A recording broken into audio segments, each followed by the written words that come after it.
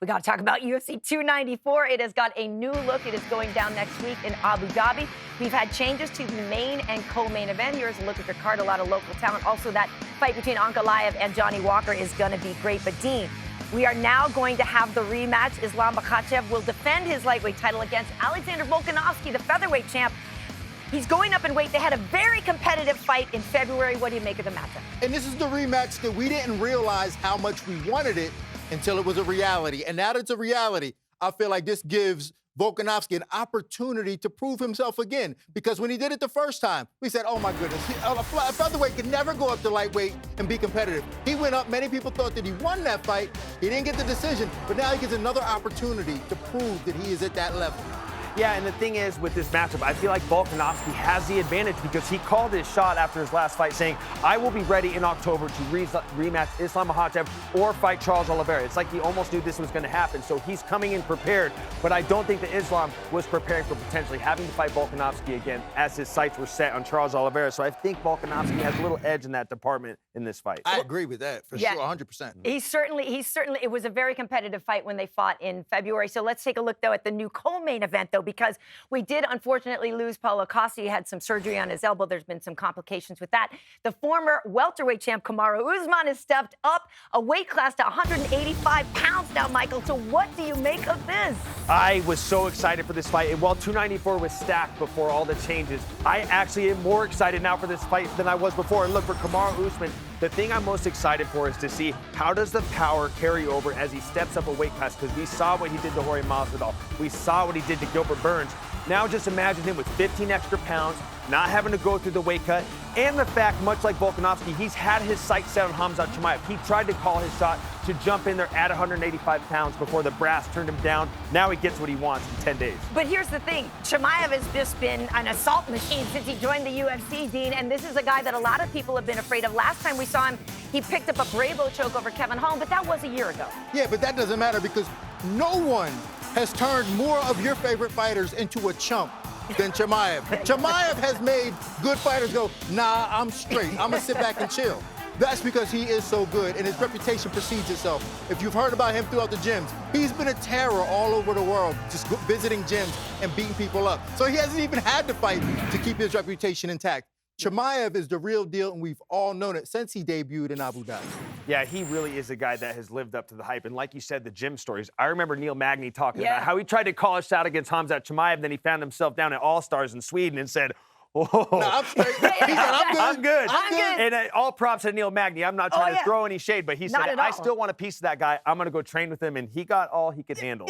No, you're right. Well, we will have more on UFC 294 later, but as of January 1st, 2024, UFC will no longer be working with USADA as part of the anti-doping program. So UFC is now partnering with Drug-Free Sports International. This is the same agency who works with the NFL, MLB, NBA, and others. So they will be handling the sample collections and everything. Mike, what do you make of it?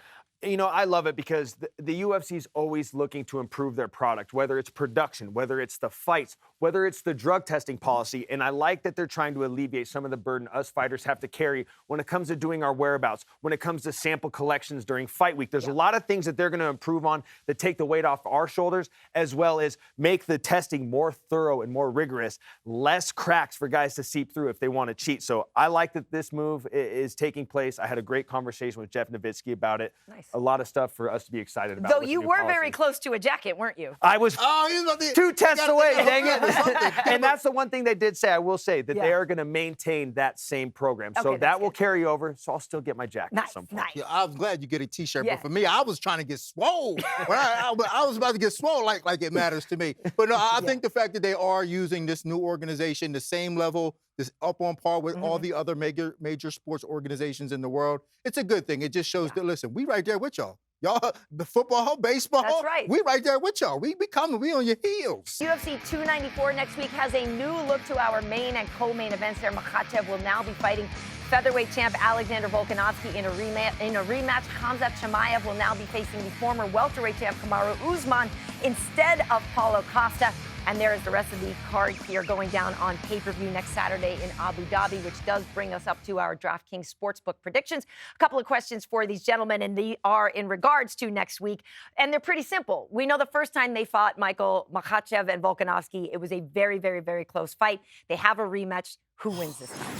You know, I think it feels like it's written in the stars that Alexander Volkanovski is going to come in on less than 2 weeks' notice and do the unthinkable and upset the dominant champion in Islam Makhachev. I just believe that he has been preparing himself for this moment. He called his shot. He said, I'm stepping in October to fight either Charles Oliveira or Islam Makhachev. And it's like he knew this was going to happen. It just feels right. I think he's going to pull it off. I'm taking Volkanovski. And it's going to be another razor-thin decision. Right. It's not going to be a dominant blowout. He's going to give the champ all he can handle, but he's going to walk away with that title. So when you talk about fighter IQ, at the top of the list and their intelligence is Alexander Volkanovski. When he rematched against, actually the third fight against Max Holloway, you see how far away he was able to pull away from him because of the adjustments, because of how intelligent he is as a fighter. I see the same thing happening in this fight. I think that first fight they had, he's able to make the adjustments, and he's going to be able to pull away from Islam Makhachev. Yeah, and we also know that, yes, Volkanovski trains with just nothing but amazing team down there. So look for that. That is our main event. But before that, we're going to see Kamaru Usman stepping up to 185 pounds to face Khamzat Chimaev. And this is a thing where, you know, Chimaev has steamrolled people, but obviously Kamaru was a dominant champion at 170 pounds before Leon Edwards. What do you make of him going up to 185? I mean, have y'all seen this guy's Instagram pics? Khamzat Chimaev looks like a light heavyweight. I mean, he is massive. He has grown since he decided to go up to 185 pounds. And I can't believe I'm about to do this. I can't believe I'm about to pick against Kamaru Usman. Never in a million years did I think I would pick against him in a fight, but the odds are very much stacked against him. It's the opposite. Volkanovski's been preparing for this. I seen Kamaru Usman in Milan when I was over there on my honeymoon at the Rolex store, you know, so I don't think he was preparing. How many I mean, let me pick up the stories that you just dropped. I don't have anything on my Italy, Rolex, and Kamaru. Okay, but, you know, whatever. Kamaru always stays in good shape. He takes care of himself, but I just don't think he was preparing to fill in to fight at UFC 294. And I know that he wanted this fight. He was saying he wanted to step in and be the guy to fight at 185 pounds against Chimaev in Abu Dhabi. Didn't pan out, and then now it did. But I got to go with Khamzat Chimaev. I got to go with Khamzat Chimaev as well because of the short notice. But I'm not taking anything away from Usman because we know that he is the consummate competitor. He's one of the better competitors in the UFC. And I think that he will have a game plan that allows him to be competitive in this fight. I just don't know if it was enough, he's going to have enough time to win it.